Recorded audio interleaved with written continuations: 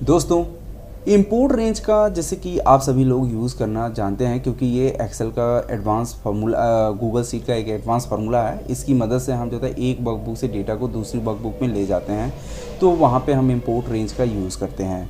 लेकिन import range का यदि आप यूज़ करना नहीं चाहते हैं, और इसमें एक खामियां भी होती है, मैं आपको बताऊंगा। मैं ये कह रहा था कि यदि आप इंपोर्ट रेंज का यूज़ करना नहीं चाहते हैं, इसके जगह पर कोई अल्टरनेट यूज़ करना चाहते हैं, तो वो आज की इस वीडियो में मैं आपको बताऊँगा। एक्चुअल में प्रॉब्लम क्या होता है दोस्तों कि यदि आप इंपोर्ट रेंज का यूज़ करते हैं, तो वहाँ पर यदि आपका नेटवर्क स्लो है, तो वहाँ पे आप जहाँ पे आप जिस सीट में या जिस वर्कबुक में आप इंपोर्ट रेंज का यूज़ करते हैं, वहाँ पर रेफरेंस की एरर आती है। तो ऐसे में यदि आप इसको यूज़ करना नहीं चाहते हैं, तो आज मैं आपको एक तरीका बताऊंगा जिसकी मदद से आप एक वर्कबुक से डेटा को दूसरी वर्कबुक में ट्रांसफ़र कर सकते हैं, वो भी विदाउट इंपोर्ट रेंज के। दोस्तों, यदि वीडियो अच्छी लगी तो प्लीज़ मेरे वीडियोज़ को लाइक कीजिएगा, चैनल को सब्सक्राइब कीजिएगा, बेल आइकन दबाना बिल्कुल मत भूलिएगा। यदि आप ये मेरा वीडियो फेसबुक पे देख रहे हैं तो मेरे फेसबुक पेज को भी लाइक कीजिएगा। तो दोस्तों, विदाउट टाइम वेस्ट किए वीडियो को स्टार्ट करते हैं।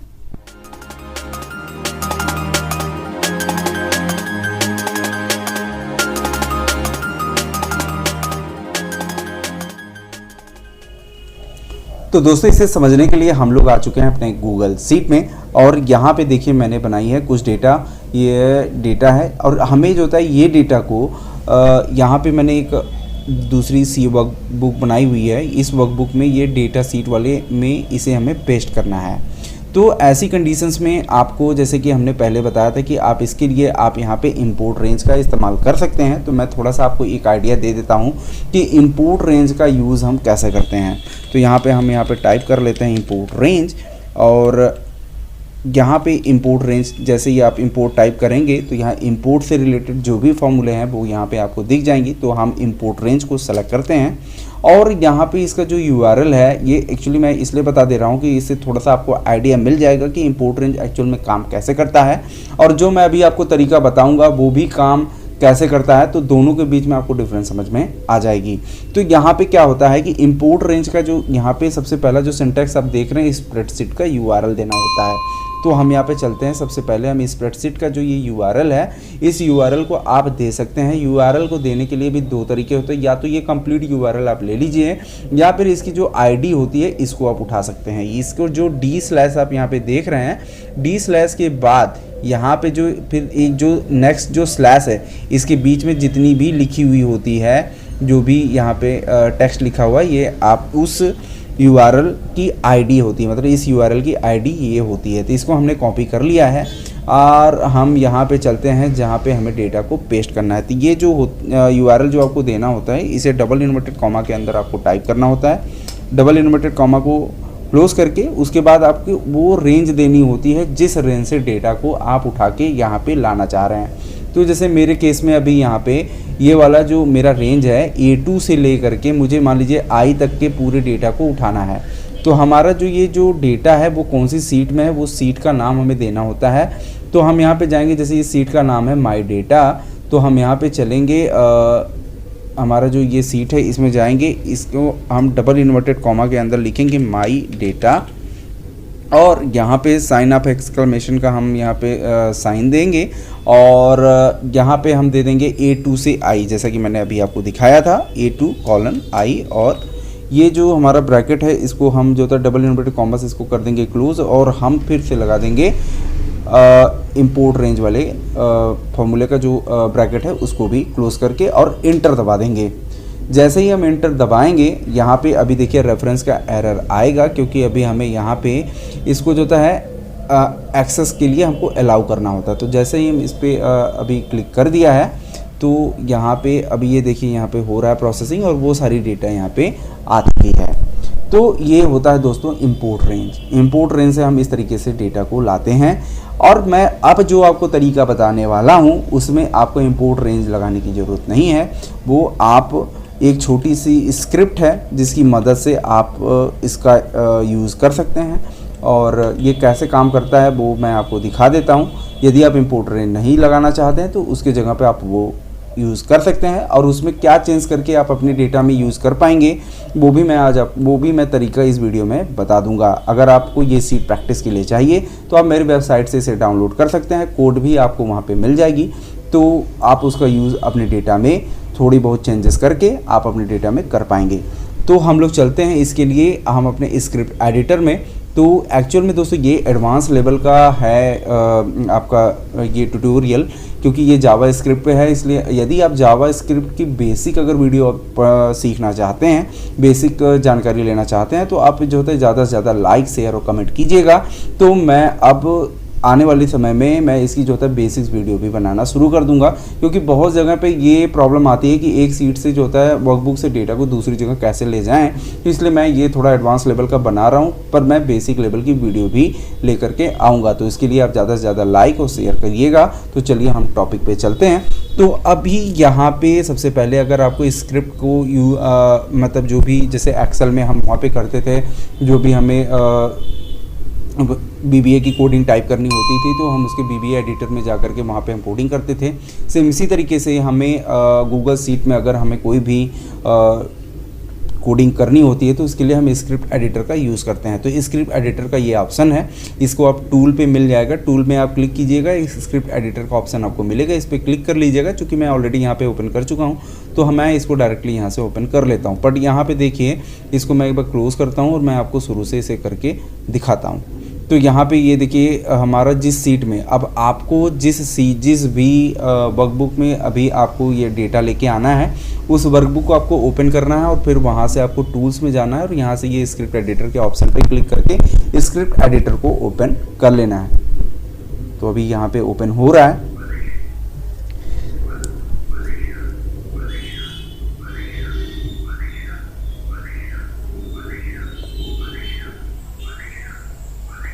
तो यहाँ पे मैंने बनाई है वो कोड, तो अभी मैं इस कोड को जो होता है यहाँ से कर देता हूँ डिलीट, और मैं आपको स्टेप बाय स्टेप करके दिखाता हूँ कि ये कोड एक्चुअल में किस तरीके से काम करता है। तो मैं इसके लिए इस कोड को ऐसे ही रहने देता हूँ और एक मैं दूसरा यहाँ पे सीट ऐड कर लेता हूँ। ये देखिए इस सीट का नाम है इंपोर्ट डेटा। मैं यहाँ पे आप सीट का कुछ भी नाम दे सकते हैं। तो यहाँ पे मैंने जो फाइल्स के सामने ये प्लस का जो आइकन पे क्लिक किया और यहाँ पे एक सीट आ गया, और इस सीट का हम दे देते हैं इंपोर्ट डेटा नाम से, इसको हम कर देते हैं और इसको मैंने इंटर कर दिया।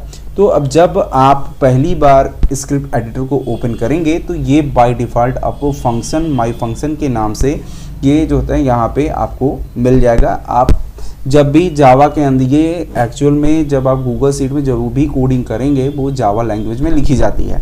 तो जावा लैंग्वेज में लिखने के लिए यहाँ पे गूगल स्क्रिप्ट में ये जो ये फंक्शन जो है यहाँ पे डिफाइंड होता है, ये पहले से ही बाय डिफ़ॉल्ट होता है। जब भी आप ओपन करेंगे तो ये आपको मिलेगा, और इसका जो कंडीशंस जो लिखी जाती हैं वो ओपन पैरेंथेसिस और क्लोज पैरेंथेसिस के अंदर ही होता है। तो जब भी हम लिखेंगे इसी करली ब्रेसेस के अंदर ही हम लिखेंगे। तो अभी हम चूँकि कोडिंग अपना लिखना शुरू कर रहे हैं, तो यहाँ पे मैं थोड़ा सा इसका आइडिया दे देता हूँ कि इसको हम लिखना कैसे होता है। ये जब हम जावा, अगर आपको थोड़ा बहुत जानकारी होगी तो आप को समझ में आ जाएगा, लेकिन अगर जो फ्रेशर्स हैं मैं उनको बता देता हूँ कि हम जावा में केस सेंसिटिविटी होती है। मतलब अगर आप जहाँ पे कैपिटल है, जहाँ पे स्मॉल है, आप कैपिटल टाइप कर दोगे तो वो वहाँ पे मान्य नहीं होगा, एरर आएगी, वहाँ पे वो बोलेगा डिफाइंड नहीं है। इस तरीके का जो होता है प्रॉब्लम उसमें क्रिएट होता है। मतलब आपको केस सेंसिटिव का जो होता है यहाँ पे ध्यान रखना है। अगर आप जैसे यहाँ पे देख सकते हैं ये एफ जो यहाँ पे लिखा हुआ है ये स्मॉल लेटर में लिखा हुआ है, लेकिन अगर आप इसे कैपिटल लेटर में कर देंगे तो आपको एरर मिल जाएगी। तो यहाँ पे फिलहाल ये छोटी सी बात है, इसे आपको ध्यान में रखना है। तो अब हम स्टार्ट करते हैं अपनी कोडिंग लिखना। तो कोडिंग कैसे लिखा जाता है, इसके अंदर जो होता है कोडिंग लिखने के लिए, जैसे कि अगर आपको एक्सेल बीबीए में थोड़ी बहुत जानकारी होगी कि जब भी हम कोई डेटा जो होता है बनाते हैं तो उसको जो होता है कहीं हम वेरिएबल क्रिएट करते हैं, उसी वेरिएबल के अंदर हम डेटा को स्टोर करते हैं। सेम इसी तरीके से हम जावा में भी जब हम कोई कोडिंग का जो होता है कोई डेटा बनाते हैं तो उस डेटा जो भी हमारा आउटपुट मिलता है उसको हम किसी वेरिएबल में स्टोर करते हैं। तो यहाँ पे वेरिएबल को हम VAR से जो होता है डिफाइन करते हैं। VAR का मतलब होता है आपका वेरिएबल। अब आप इस वेरिएबल को कोई भी नाम दे सकते हैं। जैसे अब मैं कहता हूँ ओपन सीट। ओपन सीट का मतलब क्या है, इस वेरिएबल से हमें ये पता चल जाएगा कि ये जो हम लाइन लिख रहे हैं हम सीट को ओपन करने के लिए लिख रहे हैं। तो हम यहाँ लिखेंगे आप कुछ भी लिख सकते हैं, यहाँ पे कोई मैंडेटरी नहीं है। एक चीज़ आपको ध्यान देखना है, आप अगर जैसे मैं लिखता हूँ ओपन सीट और ये देखिए यहाँ पे मैंने इस तरीके से लिखा है, ये जेन्युइन तरीका है। लेकिन यदि आप जो है ओपन और सीट के बीच में स्पेस करते हैं तो देखिए सीट के नीचे यहाँ पर रेड लाइन आ चुकी है, मतलब ये गलत है। इस बीच में अगर आप कोई यहाँ पे कोई नंबर्स या कैरेक्टर्स भी देते हैं ओपन टू सीट तो ठीक है, लेकिन यदि आप जो होते हैं नंबर या कैरेक्टर्स को जो भी है यहाँ पे अगर आप टाइप कर देते हैं स्टार्टिंग में नंबर्स को तो वो मान्य नहीं होगा। ये सारी चीज़ें एक्सेल के बीवीए में भी ऐसे ही होती है, केवल यहाँ पे अंडर स्कोर ही मान्य होता है। अगर आप जो होता है दो टेक्स्ट के बीच में अंडर स्कोर लगाते हैं तो ही वो मान्य होगा, अदरवाइज आप कोई भी तरीके का स्पेस नहीं, कोई स्पेशल कैरेक्टर्स यहाँ पे आप यूज कर सकते हैं। तो फिलहाल यहाँ से हम अंडर स्कोर को हटाते हैं और वेरिएबल के रूप में, मतलब जो भी मेरा डेटा होगा इसी के अंदर स्टोर करना है, वो है मेरा ओपन सीट। तो अब यहाँ से हमने ओपन सीट का एक वेरिएबल डिफाइन किया और यहाँ पे हम इक्वल का साइन प्रेस करते हैं। अब हम यहाँ पे लिखेंगे, सबसे पहला काम क्या होता है, आप थोड़ा जब भी आप अपनी कोई एक्टिविटी करते हैं अपनी एक्टिविटी को समझ लें, उसके हिसाब से ही हम यहाँ पे कोडिंग भी वैसे ही होती है। सबसे पहले हम जब कोई भी डेटा किसी भी फाइल को ओपन करना होता तो सबसे पहले हम क्या करते हैं, सबसे पहले हम उसके लिंक, अब चूँकि हमें क्या होता है उस सीट, मान लीजिए हम यहाँ पे, मैं थोड़ा सा आपको आइडिया देता हूँ, या गूगल ड्राइव में चलते हैं और ये थोड़ा सा बड़ा लेंदी वीडियो भी हो सकता है क्योंकि ये स्टार्टिंग है और अभी तक मैंने इस पर कोई एडवांस लेवल बेसिक लेवल की कोई वीडियो बनाई नहीं है। तो मैं थोड़ा सा आपको तो आइडिया देना चाहता हूँ जिससे आपको ये समझ में आए कोडिंग कि ये एक्चुअल में कोडिंग क्या कह रही है। तो जैसे मान लीजिए यहाँ पे क्या है कि ये हमको फाइल ओपन करना है, तो ये जब हम फाइल ओपन करना है तो फाइल की यहाँ पे लिंक है तभी हमको यहाँ पे शो हो रही है। तो इसका मतलब ये है कि हम इस लिंक पे क्लिक करते हैं। जब हम इस लिंक पे क्लिक करते हैं तो अब मान लीजिए ये आपका स्प्रेडशीट होता है, इसको स्प्रेडशीट बोलते हैं, तो ये ओपन होता है। तो ये जब ओपन होता है तो देखिए इसके ऊपर का ये एक लिंक होता है, तो ये लिंक यहाँ पे ओपन हो जाती है। तो यहाँ पे एक्चुअली ये गूगल ड्राइव का डेटा है, तो यहाँ पे हमको डाउनलोड करने के लिए आ रहा है। तो हम इसको एक बार गूगल शीट में ले लेते हैं, आपको दिखाते हैं जिससे आपको थोड़ा सा समझ में आएगा कि मैं कोडिंग में करने वाला क्या हूँ। यहाँ last open please try with a smaller file, ये यहाँ पे ये देखिए थोड़ा सा प्रॉब्लम आ रही है, बट आपको इससे कोई ज़रूरत दिक्कत नहीं है। मुझे आपको एक्चुअल में समझाना क्या था कि जैसे मान लीजिए ये सीट है, आप एग्जांपल के रूप में इसी सीट को समझ लें। जैसे ये लिंक, मैंने एक सीट थी, मैंने इसको ओपन किया, ओपन कैसे हो रही है, इसका एक लिंक है तभी मैं इसको ओपन कर पा रहा हूँ। मतलब उस सीट पे क्लिक करता हूँ और ये वर्कबुक जो होता है मेरा ओपन होता है। इस वर्कबुक में जैसे मैंने ओपन की तो यहाँ पे कई सारे टैब हैं। इस टैब में जैसे अभी मेरे पास 2 टैब हैं। इस सीट में मुझे जो होता है इस टैब पे, सपोज मानिए मुझे जाना है सीट 1 के टैब पे। अब हम सीट 1 के टैब पे जाते हैं और इस सीट 1 के टैब का जो भी मेरा डेटा है यहाँ से यहाँ तक, जहाँ भी हो, मतलब A2 से लेकर के C11 या पूरा रो में, पूरा जो C कॉलम में जहाँ भी डेटा हो उसको हमें कॉपी करना है और ये जो दूसरा जो मेरा वर्कबुक है इसमें ले जा करके हमें पेस्ट करना है। एज ए एग्जांपल आप समझ लीजिए, सेम यही काम हम कोड को में करेंगे और हम कोड को बताएंगे कि हम इस वर्कबुक में जाएंगे, इस वर्कबुक से इस सीट में जाएंगे और वहाँ की ये रेंज को कॉपी करके हम दूसरी वर्कबुक में पेस्ट करेंगे। मेरा मतलब ये काम हम गूगल को ये जावा स्क्रिप्ट की जावा के रूप में इसको हम लिख करके यही चीज़ बताएंगे। तो हम बताएंगे कैसे और लिखेंगे कैसे वो अभी हम यहाँ पे देखने वाले हैं। तो यहाँ पे हम सीधे चलते हैं अपने कोड में और हमने ओपन सीट नाम से एक वेरिएबल यहाँ डिफाइन की और इसके लिए अब हम जो होता है सबसे पहले क्या करेंगे कि अपने स्प्रेडशीट को एक्टिव करेंगे। कैसे करेंगे वो देखिए, हम लिखेंगे यहाँ पे स्प्रेडशीट ऐप। आप जब भी जो होता है कोई कोडिंग करेंगे तो इसके लिए सबसे पहले आपको स्प्रेडशीट ऐप का यूज़ करना ही होगा, क्योंकि हम जब भी किसी भी स्प्रेडशीट पे काम करना होगा तो सबसे पहले हमें स्प्रेडशीट को ही एक्टिवेट करना होता है। वो चाहे हम ओपन बाय URL कर लें या ओपन बाय ID कर लें, वो तरीका अपना होता है। तो अब मैं आपको बताता हूँ ओपन बाय URL या ओपन बाय ID क्या होता है। ओपन बाय मैंने लिखा ओपन। अब हम इस स्प्रेडशीट को क्या करने वाले हैं, अब हम स्प्रेडशीट को ओपन करेंगे। ओपन करने के यहाँ पे आपको 2 मेथड हैं, ओपन बाय ID और ओपन बाय URL। अब मैं दोनों का आपको यहाँ पे बता देता हूँ URL और ID एक्चुअल में है क्या। तो मैं अभी आपको URL सेलेक्ट करता हूँ। ओपन बाय URL का मतलब ये होता है,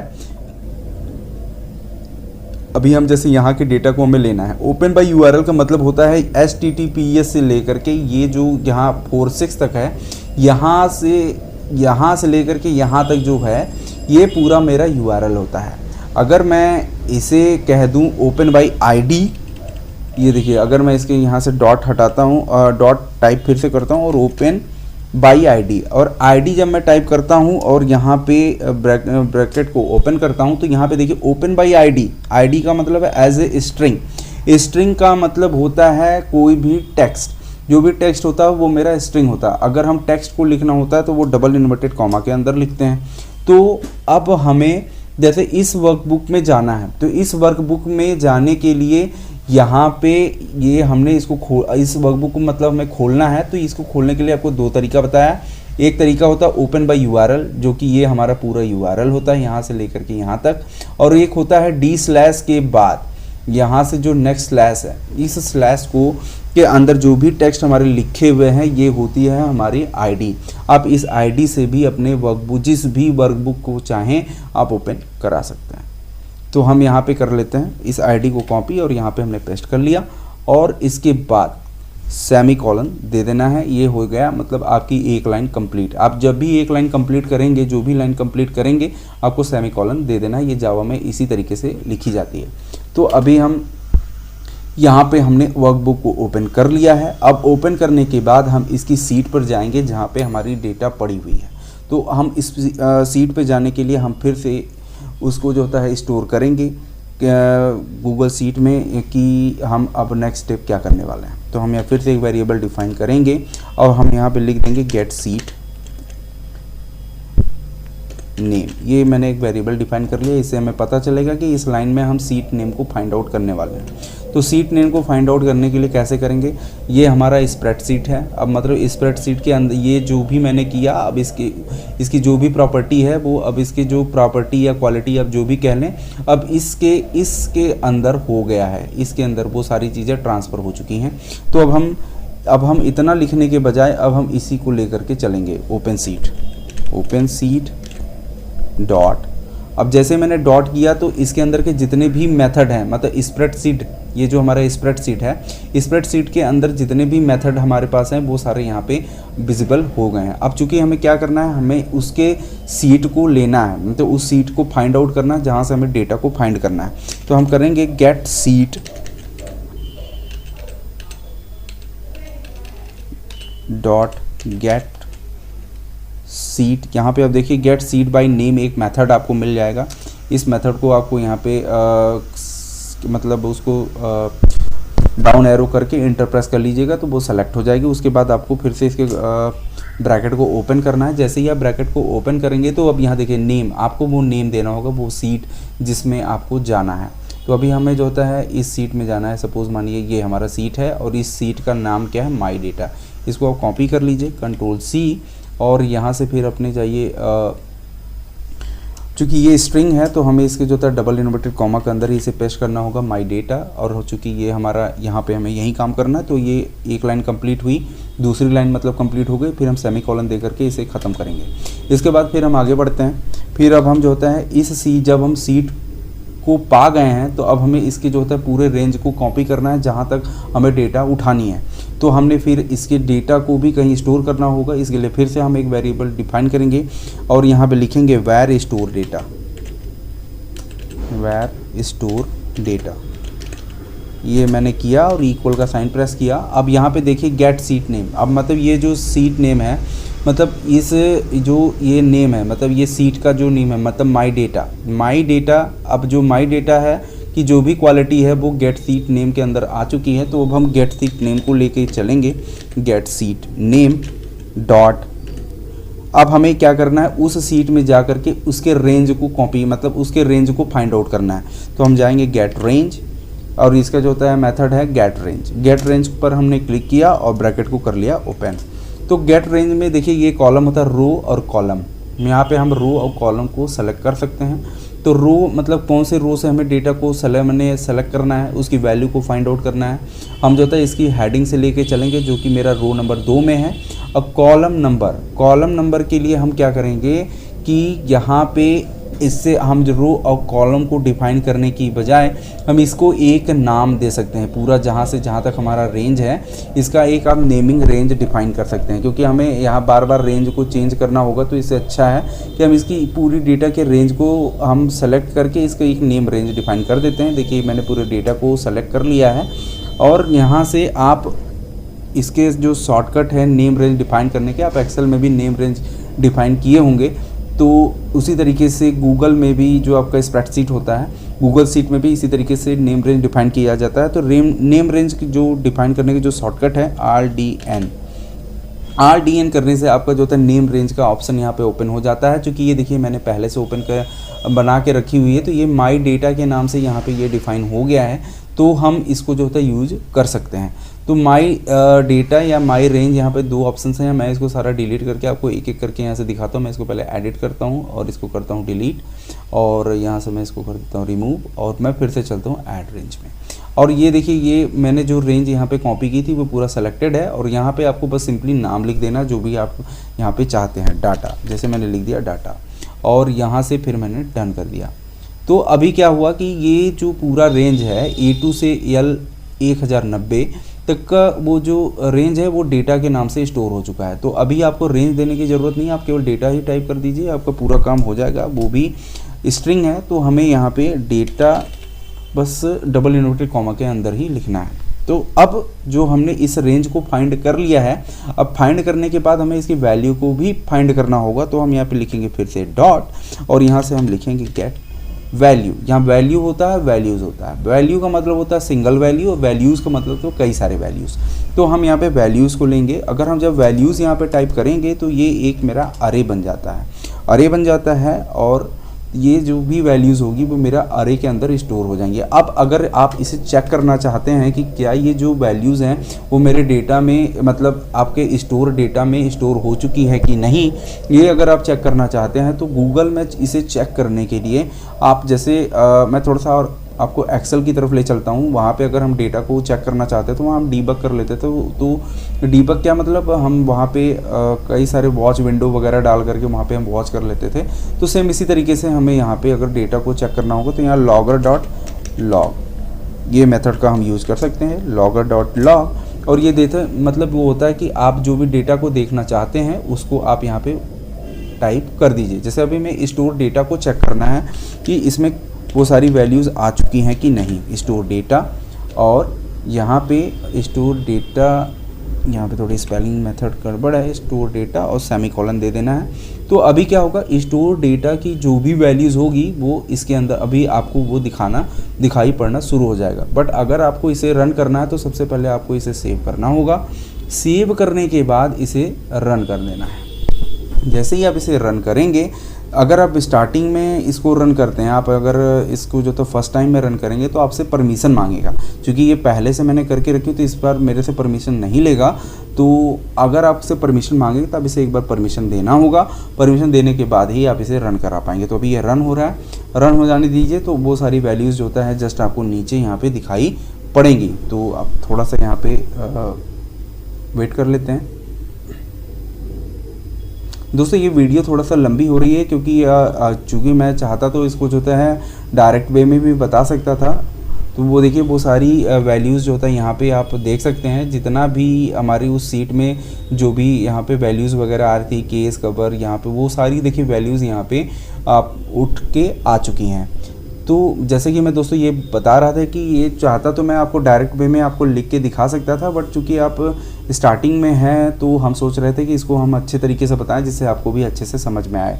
तो यहाँ पे ये काम हो चुका है, हमने यहाँ की सारी वैल्यूज़ को पिक कर लिया है। अब हमें चलना है उस सीट्स में जहाँ पे हमें इसे स्टोर करना है। तो अभी यहाँ ये हमने इस सीट से सारी वैल्यूज़ उठा लिया है। अब हमें चलना है इस सीट में, और इस सीट के डेटा सीट वाली सीट में जा कर के इसे पेस्ट करना है। तो हम अब इसके लिए भी कोड लिख देते हैं। अब इसके लिए कैसे करेंगे, ये हम सिंपली हम कॉपी कर लेते हैं क्योंकि वीडियो थोड़ा सा लेंदी हो जाएगी, आप भी उग जाएंगे। तो हमने कॉपी कर ली क्योंकि हमें फिर से जाना है। अब हमें दूसरे सीट को एक्टिवेट करना है, और एक्टिवेट करने के लिए ओपन बाय आईडी मतलब इसको हमें ओपन करना होगा, उस सीट को खोलना होगा। तो इस सीट के लिए हम उसकी आईडी को हमें देनी होगी। तो हम चलते हैं इस वाले जिस सीट में हमें पेस्ट करना है, तो उसकी आईडी को हम यहाँ से कॉपी कर लेते हैं। ये टी स्लैश के पास जो भी है इसको हम कॉपी करेंगे, नेक्स्ट जो स्लैश है वहाँ तक कॉपी कर लेते हैं और यहाँ से हम चलते हैं अपने स्क्रिप्ट एडिटर में और यहाँ पे इसे पेस्ट कर देते हैं। यहाँ पे ये काम हो चुका है। अब हमें सेम इसी तरीके से फिर से हमें दूसरी वाली लाइन को कॉपी कर लेते हैं, यहाँ से कंट्रोल सी और यहाँ से कर लेना है कंट्रोल वी। कंट्रोल वी में अब हमें जहाँ पे पेस्ट करना है जिस सीट में, उस सीट का नाम दे देना है। यहाँ पे चलते हैं और ये सीट का नाम है डेटा सीट। इस सीट को हम यहाँ से कॉपी कर लेते हैं और दोबारा चलते हैं, यहाँ पे माई डेटा की जगह पे हम जो भी कॉपी किए थे उस सीट को यहाँ पेस्ट करते हैं। तो यहाँ पे ये काम हो चुका है। अब हम यहाँ पे देखिए ये ओपन सीट है और यहाँ पे गेट सीट नेम है। तो अभी चूंकि हमारा जो वेरिएबल है वो दोनों तरफ से कॉमन है, तो इसको हम थोड़ा यहाँ चेंज करेंगे और यहाँ पे अभी हम लिख देते हैं टू सीट। मतलब टू सीट का मतलब क्या हो गया, हम जिस सीट के लिए जा रहे हैं टू सीट और गेट सीट। यहाँ पे गेट नेम की जगह पे यहाँ पे हम कर देते हैं गेट सीट और यहाँ पे अभी जो ओपन सीट है, ओपन सीट की जगह पे हम यहाँ पे लिख लेते हैं टू सीट और ये यहाँ पे काम हो चुका है डेटा सीट। और फिर हम यहाँ पे सिंपली क्या करेंगे, अब हमें फिर इस सीट में जब हम पहुँच गए हैं डेटा सीट में, तो इसके रेंज को भी हमें फाइंड आउट करना होगा। और जब हम रेंज को फाइंड आउट कर लें तो इसकी जो वैल्यूज़ हैं, जो स्टोर डेटा में हमने वैल्यू को स्टोर किया है उसको पेस्ट भी करना है। तो हम पेस्ट कैसे करेंगे उसे आप देख लीजिए। हम वेर पेस्ट डाटा, ऐसे मैंने एक वेरिएबल यहाँ पे डिफाइन किया और इक्वल का साइन दिया। गेट सीट यहाँ पे हमने टाइप की डॉट, और यहाँ पे हम अभी मेथड यूज़ करेंगे गेट रेंज का। गेट रेंज जैसे ही मैंने यहाँ पे टाइप किया, ब्रैकेट को ओपन किया, तो फिर से वो सिंटैक्स यहाँ पे ओपन हो चुके हैं। और यहाँ पे हम अभी जो था रो और कॉलम को यहाँ पे डिफाइन करेंगे। मतलब हमें डेटा को किस रो और किस कॉलम में पेस्ट करना है। तो यहाँ पे हम चलते हैं अपने ऑल रिकॉर्ड वाले सीट में और डेटा को हम A2 से शुरू करेंगे और A2 और पहले नंबर कॉलम से हम पेस्टिंग करेंगे। तो हम यहाँ पे लिखेंगे सिंपली रो नंबर 2 और कॉलम नंबर 1। उसके बाद आप कितने रो और कितने कॉलम को भी अगर आप यहाँ पे, हमें चूँकि हमारी डेटा बड़ी है तो हमें ज़्यादा रो और ज़्यादा कॉलम की भी यूज़ करनी होगी। तो मैंने यहाँ 2,1 फिर हमने कॉमा लगाया, तो नेक्स्ट जो ऑप्शन है वो भी खुल चुका है, नंबर ऑफ़ रो और नंबर ऑफ़ कॉलम। चूँकि अभी मैंने एक कॉमा दिया है तो नंबर ऑफ़ रो यहाँ पे हाईलाइट हो रहा है। जब आप दूसरा कॉमा देंगे तो नंबर ऑफ़ कॉलम भी हाईलाइट होगा। तो नंबर ऑफ़ रो मतलब कितने नंबर ऑफ़ रो, मतलब कितना रो नीचे जाना चाहते हैं और कितना कॉलम आगे जाना चाहते हैं। तो वो कैसे आप डिफाइन करेंगे कि कितना ज़्यादा रो नीचे जाना है, कितना ज़्यादा कॉलम ज़्यादा जाना है। तो इसके लिए हम क्या करेंगे, ये जो हमारे डेटा है इसी के अनुसार हमें रो और कॉलम के जो होता है जाना है। तो हम कैसे यहाँ पे लिखेंगे वो देखिए, स्टोर डाटा डॉट, यहाँ पे store data dot length. Store data dot length का मतलब क्या हो गया, इस डेटा की जो लंबाई है, इस डेटा की जो रो की लंबाई है उतनी लंबाई हमको हमारे जो सीट है उस सीट की होनी चाहिए, और जितना कॉलम इस डेटा की होगी उतना कॉलम भी हमें यहाँ पे चाहिए। तो हम फिर से लिखेंगे स्टोर डेटा, और हम कौन से कॉलम से करेंगे, शुरुआत वाले कॉलम से। तो यहाँ पे अरे में जब हम लिखते हैं तो अरे में जो फर्स्ट कॉलम होता है, मतलब फर्स्ट वैल्यूज़ होती है, वो हम 0 से करते हैं। तो उसको जो होता है हम ये इस तरीके की स्क्वायर ब्रैकेट के अंदर लिखते हैं। तो यहाँ पे हम देंगे स्टार्टिंग के लिए 0 और डॉट लेंथ। ये जैसे एलियन टाइप किया तो लेंथ यहाँ पे आ गया। तो यहाँ ये हमको ये पता चल गई कि हमें इसकी जो लंबाई चौड़ाई है उसी के अनुसार हमें अपनी जो रेंज, हम जो सीट हमने फाइंड आउट किए वहाँ पे हमें पेस्ट करना है। अब पेस्ट क्या करना है, हमें पेस्ट करना है स्टोर डेटा को। तो यहाँ पे हम लिखेंगे डॉट सेट वैल्यू और वैल्यूज़। यहाँ पे दो तरीके हैं, वैल्यू मैंने सिंगल वैल्यू और वैल्यूज़ में मल्टीपल वैल्यू। सेट वैल्यूज़ को मैंने यहाँ पे सेलेक्ट किया और यहाँ पे हमें वो वैल्यू दे देनी है किसकी, स्टोर डेटा की। यहाँ पे हम टाइप करेंगे स्टोर डेटा। देखिए यहाँ पे सेट वैल्यू स्टोर डेटा मैंने कर लिया। और यहाँ पे अब हम जो होता है सेमीकोलन दे देंगे और ये कोड आपकी कंप्लीट हो चुकी है। अगर आप कमेंट करना चाहते हैं तो आप यहाँ पे कमेंट भी कर सकते हैं कि यहाँ पे इससे ये फाइंड आउट होगा कि आप यहाँ से इस वाले ये जो हमारी कोडिंग है वो क्या बता रही, क्या कर रही है, और ये वाली जो कोडिंग है वो हमारा क्या कह रही है। तो यहाँ पे अगर आप कमेंट करना चाहते हैं तो डबल स्लैश के अंदर आप यहाँ पे लिख सकते हैं कॉपी सीट। इससे ये पता चले कि इस सीट से हम कॉपी कर रहे हैं और इस सीट में पेस्ट कर रहे हैं। तो यहाँ पे हम paste data in another seat. तो अब इससे ये पता चल रहा है कि ये जो हमने कोड लिखी है यहाँ से हम कॉपी कर रहे हैं और यहाँ से जो होता है जो हमने लिखा हुआ है यहाँ से हम पेस्ट कर रहे हैं। तो ये हमारा नॉर्मली जो कॉपी दूसरे वर्कबुक से कॉपी करना और दूसरे वर्कबुक में पेस्ट करने की कोड कंप्लीट हो चुकी है। अब इसे हम जो होता है सेव करते हैं और सेव करने के बाद इसे हम रन कराते हैं। रन कराने से पहले मैं ये आपको सीट दिखा देता हूँ। ये देखिए पूरी तरह से ब्लैंक है और अभी हम इसको रन करा के चेक कर लेते हैं। तो हमने रन बटन पे क्लिक किया और एग्जीक्यूशन स्टार्ट हुआ और यहाँ पे देखिए वो सारी वैल्यूज़ जो होता है आ चुकी हैं, क्योंकि मैंने logger.log अभी तक एक्टिवेट रखा था। तो वैल्यूज़ यहाँ पे आ रही हैं और एग्जीक्यूशन आपकी कंप्लीट भी हो गई है। तो हम चलते हैं वो वाली सीट में। तो ये देखिए सारी की सारी वैल्यूज़ यहाँ पे पेस्ट होकर के आ गई हैं। तो दोस्तों ये छोटा सा कोड है। आप इसमें जो चेंजेस मैंने अभी आपको दिखाया है वो ही बस आपको करके आप अपनी डेटा पे आप इसको यूज़ कर सकते हैं। सिंपली आप यहाँ से वो आईडी, आप जो भी स्प्रेडशीट की आपकी आईडी होगी वो आईडी आप यहाँ पे लिख लीजिएगा और वो सीट जहाँ से आपको डेटा लेनी है, कॉपी करनी है, उस सीट का नाम देना है और आपका जो डेटा का जो रेंज है आप उसको एक नेमिंग रेंज डिफाइन करके आप उसको यहाँ पे दे सकते हैं। इसी तरीके से आपको जिस सीट में पेस्ट करना है उसकी आपको URL यहाँ पे देनी है और उसका जो जब आपकी ये सीट जिसमें आपको पेस्ट करना है उसकी जिस सीट में पेस्ट करना है उसका नाम आपको यहाँ दे देना है और सिंपली यहाँ पे आपको कुछ भी नहीं करना है और ये आपका डेटा के अनुसार आपके ये सारा काम हो जाएगा। तो दोस्तों ये है एक छोटी सी कोड। आई होप आपको ये वीडियो अच्छी लगी होगी। वीडियो अच्छी लगी है दोस्तों तो प्लीज़ लाइक और सब्सक्राइब करना बिल्कुल मत भूलिएगा। और हाँ दोस्तों, यदि आप जो होता है इसके बेसिक्स जो होता है जावा की गूगल की जावा की बेसिक भी वीडियो देखना चाहते हैं, ज़्यादा से ज़्यादा इसे लाइक कीजिएगा, शेयर कीजिएगा। तो दोस्तों मिलते हैं अगली वीडियो में, तब तक के लिए नमस्कार।